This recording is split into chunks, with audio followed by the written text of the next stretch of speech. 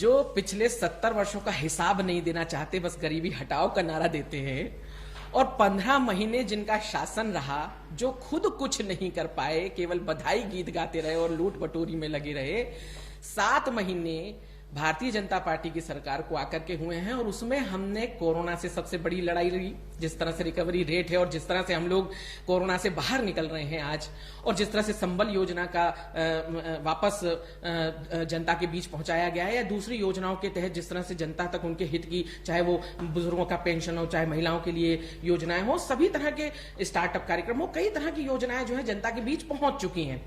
लेकिन मुश्किल ये है कि 15 महीने में जो स्वयं 10 दिन का कहकर के अपने वचन और वादे पूरे नहीं कर पाए, वो हमसे प्रश्न करते हैं कि 7 महीने में आपने क्या किया।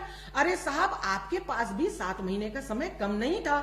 जो शगुफे आप छोड़ रहे थे, जो मध्य प्रदेश की जनता के पीठ पर छुरा भोंक करके आपने विश्वासघात किया था, आपके पास भी पूरा समय था कि आप उसके सबूत निकाल लेते, आप उसको दिखाते ना। अभी ये उल जलूल बातें क्यों कर रहे हैं आप? गद्दार, खुद्दार, बिकाऊ, टिकाऊ, देशद्रोही, देश प्रेमी, और ये मतलब आप जब चुनाव मैदान में आए, आपने 15 महीने काम किया जैसा आप कह रहे हैं, तो साहब आप वो विषय लाते ना। आप लोगों के सामने एक पेन ड्राइव आया था साहब, वो भी खोखला निकला। कुल मिलाकर के ये फालतू बातें करने के बाद डरा रहे हैं, धमका रहे हैं, भोपाल में प्रदर्शन करके, फ्रांस के मामले में, ये किसको डराया जा रहा है? मध्य भारत देश में किसको डराने के लिए आरिफ मसूद को प्रोजेक्ट किया गया है, ये बताएं। स्वाभाविक है, इन षड्यंत्रों को हम सफल तो होने नहीं देंगे। एजेंसियां अपना काम कर रही हैं, सीख रही, ये सारा षड्यंत्र बाहर आएगा। लेकिन कुल मिलाकर के बात वो आ जाती है कि खुद तो साहब कुछ बताएंगे नहीं। 7 महीने के समय के बाद भी कोई रिकॉर्ड नहीं है कि हाँ क्या हुआ। केवल प्रमाण पत्र बांटे गए, जनता को केवल लूटा गया। महिला एनसीआरबी की रिपोर्ट में महिला अपराध लगातार बढ़ गए थे। गाड़ियों पर चलती हुई चुनरी खींच लेते थे महिलाओं की, और महिलाएं गिर करके शांत हो जाती थी। हम सबने इस पर डिबेट्स की हैं। इनके संगठन में किस तरह से महिलाओं का अपमान हो रहा है साहब, पूरे देश में कई वीडियो वायरल हो रहे हैं। अभी कल ही इनका यूपी का एक जिला अध्यक्ष है, वो 2 बच्चियों को से पिटता हुआ दिखाई दिया।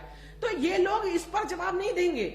रही बात झांसी की रानी की, तो साहब आपके नेता चाहे प्रदेश स्तर से लेकर के राष्ट्रीय स्तर तक के कोई तो निंदा करते।